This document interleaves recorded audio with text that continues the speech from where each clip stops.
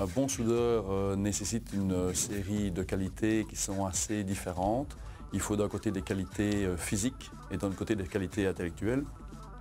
Dans les qualités physiques, le principal est probablement la dextérité et la précision qui pourrait s'approcher de celle d'un artiste afin de maîtriser un bain en fusion. Pour les qualités intellectuelles, il faut évidemment la formation de base, quelques notions de physique, de géométrie, etc.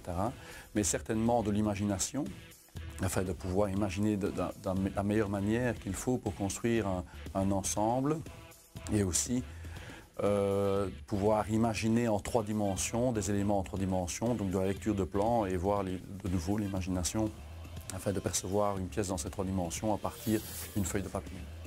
On évolue tout le temps parce que même pour le jour d'aujourd'hui, moi j'ai encore des trucs que j'apprends parce que c'est varié, il y a toujours des autres techniques et c'est continuellement qu'on acquiert de l'expérience. Au départ, il faut les notions de soudage, mais alors le métier s'apprend vraiment avec les années. Là, on a tout le temps quelque chose à apprendre. L'expérience de tous les jours va permettre au soudeur d'acquérir son expérience.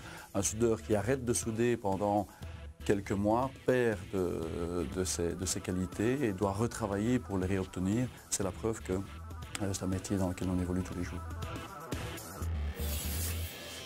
Quand on rentre comme soudeur, il y a un certain contact avec la matière, une certaine approche de la matière qui fait que ça devient presque une philosophie et le soudeur pourrait être approché à certains égards pour moi d'un artiste.